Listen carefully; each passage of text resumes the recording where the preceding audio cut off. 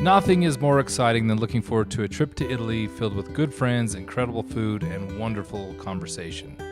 As part of the rollout of our 2027 tours, Relic Travel is thrilled to announce a special tour to southern Italy in partnership with Mcarthur Krishna and Amy Watkins Jensen of Women on the Stand.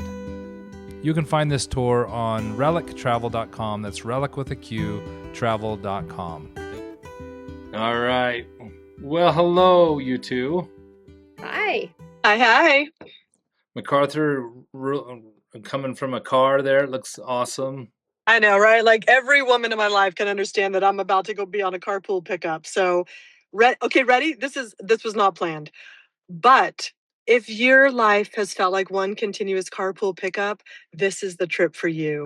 It's a chance to reboot and get to eat good food and spend time with good people and just forget that you're usually a carpool pickup taxi driver. So I'd like to formally invite you. See, that was not part of the plan, but There it's you life. go. We could just end it right there. That's awesome. That's so much fun. Well, this is kind of an episode kind of announcing and just getting Dun, dun, excited. dun.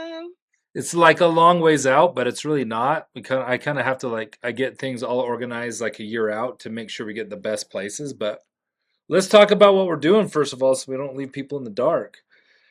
Next, April 22nd to April 30th, we are doing a joint tour to southern Italy. And southern Italy is a little bit less traveled, but for me, it's like the greatest place on the planet.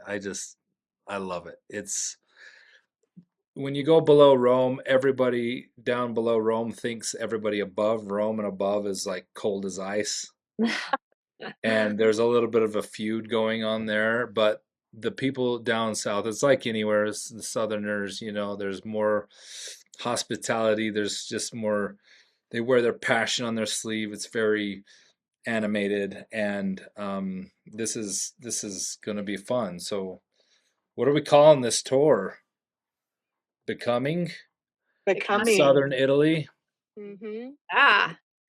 It's going to So be awesome. Amy and I were chatting before this call, and she and I are both travelers and have lots of favorite places around the world, but both of us love Italy. And we were talking about just what an opportunity is. So if you've never traveled before, or if you've traveled a lot, like the thing about travel is it has the opportunity to just crack you wide open. It has an opportunity to create moments of connection with the divine because you stand there in awe over a sunset or a building or a new friendship or whatever it is. It's almost like these moments outside of time that connect you to God and connect you to other people. And so we have to say, when Casey was chit-chatting with us about whether or not this was a possibility, we were so excited because think of all your favorite things in one place with lovely people and good conversation and yummy food and the backdrops to die for. I mean, it's just like all the things that would just make it be purely delightful. So I know I'm gushing. That's because I'm giddy, but I'm hoping there's other people out there in the world who also get giddy at this idea.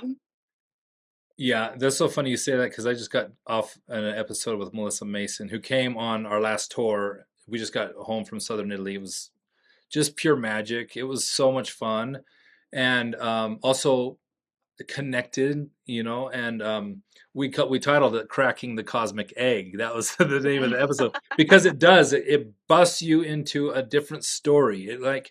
It has the potential of witnessing and kind of seeing life as a mirror a little bit and saying, oh, this is how somebody else does life. And well, now I want a better title than just Becoming, Cracking the Cosmic Egg. Yeah, I think ours needs to be like The Cosmic Egg feels like a great tour title. Now I'm like, okay, so now I want gelato in my title, and what else can we throw in there? Right. Well, I think maybe we can tell the people a little bit about how this is going to be co-led, but I have some basic travel philosophy that I love to integrate into these tours. I love one of the things I love is bringing a group of people who who are kind of in the same vibe, like kind of wanting something, wanting to connect, wanting to do life a little bigger, a little different, and And so we always invite people just to come curious and come ready, come hungry, because food is very central in the tours that we run. But also a lot of holy sites, a lot of stuff. That's hence the name of my business, Relic, because I don't think a lot of people realize how deeply integrated relics are into, especially southern Italy. One of the places we go to is in Bari, and a lot of people don't realize that in like 1056, a group of sailors like traveled across the ocean and went and did what they call holy theft, and they stole the bones of Saint Nicholas, who is the actual Santa Claus, and brought it to Bari and built an entire cathedral around it. And so, Casey, are yeah, you offering that we're gonna this trip is a heist? This is what I'm figuring out here. That yeah, we're going to do some holy thieving and reclaim the bones. Like I'm getting like heist vibes off of this. Is that what this trip is gonna be? yeah. Are we You could, pulling yeah, off a you heist? certainly don't tell me if you heist anything, but Yeah. I know this is something. Anyway, I was gonna say something online, but I can't because I heisted something in the Roman Forum once. But um, I don't want to get in trouble. But Do not actually, reveal that. what's that? Yeah, don't reveal the thing that's gonna get like, what is it? Interpol after you? Yes, I had an archaeologist who gave it to me, so it was kind of like this. I don't know. We won't get into that, but relics are most of in southern Italy, especially most cathedrals and economies were built around artifacts. And people, and so we're trying to kind of gather kind of the spirit of the seeker, going, not to say that this is all a holy trip, but it's really fun to kind of go to these places and see the devotion of people around some really interesting mystical things. I mentioned to you too that the last 4 days that we spent in this little valley is called the Val d'Itria, which means she who leads the way. And this is something that's like 1,000-year-old tradition in this valley of these monks and nuns came over and named it that because that was who they were looking to as inspiration to leading them towards Christ. So And cool. so, so many really fascinating details about these places. We start the tour in Naples because partly out of selfish reasons. It's my favorite city in the entire world. Wow. Just gonna reveal that right off the bat. Has the best pizza. Its pizza is born there. 100%. 100%. You literally will chase it your whole life. Yep. I have a wood-fired oven, and my son and I, are constantly trying to tweak our recipe to fit the golden standard of Naples pizza. We're still like 15% away. All right, I'm about to confess I've never had Naples pizza. That's the beauty of it. I mean, he said he didn't want it to be a holy experience, but I honestly don't know how it couldn't be. Everything's not holy, but kind of some things are, and that this will be holy. And honestly, Yep. the other part of that is like when you were saying that, Casey, and we keep derailing you because we just No, but derail, please. Go to town. That's what the trip is going to be. Amy and I derailing. But I am so brace yourself, excited to travel everybody. with you too. I feel like I'm going to learn so Fantastic. much from both of you. We can't wait. But when I think about what is holy to me, and I think about joy is holy, and I cannot imagine being in Italy, eating God's best pizza with amazing people and connecting. Like how is that not holy? Even when we're not visiting holy relics, right? When we're not in our designated holy spaces, we'll be creating holy space, and I'm so excited about that. You just took the words Beautiful. right out of my last episode. I told Melissa, I'm like sharing pizza with people is a spiritual thing for me. 100%. Gelato. And I'm being and I know you're serious, but I am too. Like Same. sharing meals together, connecting, this is like deeply spiritual work for me. And so I love that you're saying that because I love that. Amen. Naples is kind of like this wild blend. I always like to set the expectation. Naples has this saying that you cry twice when you go to Naples. When you first go there, because everybody's afraid of it, because it's got graffiti all over. Sometimes it can look dirty, but then you cry when you have to leave because you fall in love with it, because it's just when you start to see the heart of the city. And we go down into some, I'm setting expectations here to let you know that like I'm taking people sometimes into these neighborhoods that are that you might be like, oh, this should we be here? And you can ask Melissa. We had the best sandwich. She had the best sandwich of her life down an alleyway that was like in this, that would be 5 years ago was not a place that travelers didn't go to. Like, but now it's safe and now it's good to go. So I'm just setting that expectation that Naples is a little chaotic, and that's why we start there because I don't like to end on chaos. And so so that's our starting point. I think a lot of people end up flying into Naples and flying out of another airport called Bari in Puglia, because we will go from Naples across and we'll stop in a city called Matera that is one of the top 3 to 5 ancient inhabited cities in the world. Oldest inhabited cities in the world. Yeah. It's like It's gorgeous. Okay, if you're watching this right now, you should just pause and go like Google image search on Matera, because you'll be like, oh, that. I'm coming. Right. Yeah. So we'll do a day tour there. It's like 9,000 years old, and there's people lived in caves up until the 1950s. It's just crazy. Everybody loves Matera, and then we'll be going over to Lecce, and which is considered to be the Florence of the South. Beautiful, beautiful city. We'll stay a couple nights there, and then we will end at I kind of started ending at this last. Well, I've wanted to end at this place. It's a villa, a small boutique hotel that I've just kind of secured for our last 4 nights because it is in a 300-year-old olive orchard. And it's hard after we leave this place to top it. So I like to end there because the next hotel we always go to after, people are like, oh, why did I miss that last place we were at? Because they just have the best breakfast and they wait hand and foot over us. And so very, very amazing. And so that's a little overview of the tour. But yeah, does that sound exciting to me? I mean, I literally want to go right now. Yeah. I've had a hard time coming home. So we do little day trips. I need to give a public service announcement though. Please. Can I do a public service announcement here in the middle? Yeah. I'm not a foodie. Okay. So like all these religious experience you guys are talking about, I'm kind of like, okay. Yeah. Right. And so I also want to extend like an official invitation that even if you're not a foodie like me, you can still appreciate good food. But what actually like feeds my soul is like the best conversations in the world. I come away from that fed. And so like for the foodie people, and you've got a friend who needs conversation instead of food, like all of you are welcome on this trip. So if you're not a foodie, don't sit there and think like this is not for me, because it's still for you. It's just different kinds of food. Like Lecce, Lecce, right? Yeah. Has like golden stone. So I'm a stone sculptor among other things. And like the stone of Lecce is famous for like its golden color. And I'm just like, so food for the soul in many ways. Yeah, right beneath those golden stones is two of my favorite gelato places in southern Italy. So. Okay, I may not be a foodie, but I'm a gelato-y. Yeah, we had one guest last tour who was like, "I don't like gelato," and that was day 1 and 2. And then they converted. Oh, by the end, I looked over and she's just like eating, and she's just like, "Okay, all right, I was wrong. This is amazing." So, we used to make bets when you were traveling on gelato. So either you lost and you had to buy for someone else, and obviously you're going to buy for you too, or you won, in which case you eat gelato. Either way, gelato. So gelato bets are welcome on this tour.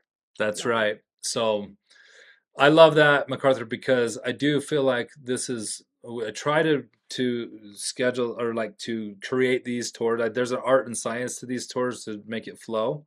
But I also love we have to build in these conversations. We have to build in these moments of art. And in fact, Mcarthur, I told you, I thought of you because there's a guide in Naples that I hired one time, and she took me through her neighborhood and showed us all this art on the walls, how it transformed their neighborhood. And I was telling a group of people that this art, like that a lot of the women in our church are getting involved with to portray Heavenly Mother, is like far more impactful than I think people think, because it literally is the reason why we're able to travel into that neighborhood now, is because one artist started painting things on the walls, and it got people's mentality shifted enough to where they went, maybe we need to clean this place up, maybe we need to do something here. And it was like, it's a quite amazing story. And so art is powerful. It's very powerful. I mean, that's the thing about art is that it impacts neighborhoods and it impacts the whole world. It impacts societies. It moves things along in ways that we don't even recognize. Like, I mean, this is where I'm nerding out. I'm so Yeah, excited about that because it connects us to like this greater feeling and this greater movement of just life and how history flows when we can really appreciate the art of any place, right? And how it not only affects that place, but how it has this far-reaching effect on the world. And I'm so excited about that. That's like one of the things about traveling to Italy. It's like art is everywhere, right? Just like every corner is art, right? Just it I'm is. excited. Yeah. And that's how so many people were illiterate in Italy for years, and that's how they got their stories. And tapping into those stories through art is really important. And I think one of the discussions we can have that I think is really important to have in Italy is how so much of that, some of the shifts that happened during the Renaissance, I see the same patterns that are happening right now inside of our own community, inside of our society, and how we can embrace some of those things rather than be afraid of them and look back and go, okay, well, Michelangelo's mom was a little, she was worried about him. Like he was going off the rails a little bit, but we can look at Michelangelo and go, he did some things that were okay, you know? And That's all so, right. Just yeah, okay. yeah, it's an assault. Art is so ubiquitous that it's just Yeah. like, okay, you have to, sometimes you're like, okay, I've seen so much art, right? But it's like, to me, it's, and especially in some of these little neighborhoods that are like very regional, it's really fun to go in and see those. But art is going to be a big part of the tour. History, food, connection. Um, I really love people. We're gonna go spend a day with a woman named Simona, who we've got to be good friends with. She has inside of a region in Puglia. Puglia is a region of Italy on the east coast. They have these homes called Trulli, and Trulli is it's like a stone house. It looks like a gnome top, right? A gnome hat on the top, and she lives in one of these, and we spend the entire day, and she is just a fiery, amazing, awesome, passionate cook. She never, but even if somebody doesn't like cooking, she is just an animated personality who teaches us so much about the region and about the seasons. And she's very tapped into cyclical seasons, and her cookbook is probably the best Italian cookbook I've ever seen, and it's just like only a few people have it. And And I'm she's telling you, those truly buildings are amazing. yep. Like you can look them up and see them, but they've got these internal like arches that are just so beautiful. I'm telling you now, I'm real estate shopping. Like this is real. Sometime in my life, Trulies are coming for Yeah, me. my buddy bought one out there, and they're amazing. They turn them into, they're literally all stone. Yes. And so very, very cool. But yeah, and we'll be doing some workshop along the way too, which I think is going to be super cool and diving in. But let's talk about a little about who is coming. I think we have like 5 slots for couples. It could be friend couples, it could be couple couples. It's double occupancy, and so I don't do very big groups because I like to keep it nimble and I like to keep our group tight knit. And also sometimes I have to be flexible. And like this last tour, my driver, he's like, "Have you ever been to my city?" And I'm like, "I never have." He's like, "I'm going to change your entire plans today." Yeah. So he arranged for us to go eat at his friend's restaurant. Phenomenal. It would end up being almost everybody's, one of people's favorite cities. It was amazing. And so that's And we should tell you, Casey, we're already recruiting friends. So you think you have 5 slots for couples for like 10 people yeah. total? I think Like well, it'll people be are going to it's want to hop on 14. this because we're recruiting. It's 14 people like total, but we could do 16. Okay. But I would need to know sooner if we have 16 total. I'm saying Okay. outside of me, my wife and you two, we 5 Right. couples slots are open right now, and probably 6 couple slots. So Okay, but I'm saying we're recruiting. So if someone wants Good. to get on this trip, they should hop on They because like should. we're actively recruiting. It's going to be amazing. It's going to be customized to this group to be like I'm actively seeking out things that I think will be really cool for this group, and I pretty much obsess about this for the next year. And then I look forward to these trips like with so much anticipation that it's just so much fun. And I feel like it's an opportunity for me. It's kind of selfish for me that I get to travel with amazing people. And and so that's part of the reason why I was like, hey, let's do this, because I'm like, I love to learn and glean and from people who are thoughtful and thinking about things on a deeper level, which is really cool. So um anyway, so we can put a link on there, but I have this a lot of times people just so you know, a lot of times people will come. I always recommend people come a day early. The tour starts on the 22nd. We have a meeting point, and I do offer a little help if somebody needs to come over and needs a ride over. But usually people, sometimes people are like, I'm going over to the Amalfi Coast for a couple of days before Naples is right by the Amalfi Coast. So if people want to Ooh. do a little bit of So gorgeous. a pre-tour, Yeah. I offer a lot of help for people who are want to do like a before and after. I have some little guides and some helps, and I'd love to do phone conversations with people to help them plan out their tour so it's smoother, because I know those areas very, very well. And so, yeah, I think it's going to be amazing. I don't know what else to say other than this is something to look forward to. It's a long ways out, but honestly, it's good to have something to look forward to. Yeah, come be friends with us. Come eat, come be merry, come Yeah. bask. Just come bask. Yeah. It'll be great. I'm gonna just address one little thing here. When we had this situation in Iran happen. I've had multiple groups going this year, and I just got on a Zoom call with everybody. I'm like, listen, I'm gonna tell you right now, hardly anybody in Italy's thinking about these things. And like we went, and it was just like a non-issue. So if that's a concern for people, then that's just it's they're not even really thinking about it a whole lot, other than it just bumps gas prices up a little bit here and there. But as far as like concern about safety or anything like that, we were there for 2 weeks and didn't hear a single thing about it. So um, Okay. they're just eating and living life and doing their thing. So Awesome. anyway, any last So if thoughts, you someone had two? Yeah. questions, how do they get a hold of you to ask Yeah, questions? so relic with a Q, travel.com is the website, and we'll post a link here so that and you guys can post a link too if you want, and you can reach out to me with questions. I wanted to kind of also just say that it is because some of these places are a little bit more difficult to navigate physically. It does have a little bit of it is nice if you can walk on cobblestone, because we'll put in 6 to 8 miles in a day like in Naples, and and it can be difficult. So if it's something, I'm trying to build out some tours for people that are don't want to walk as much per se, but that it might not be.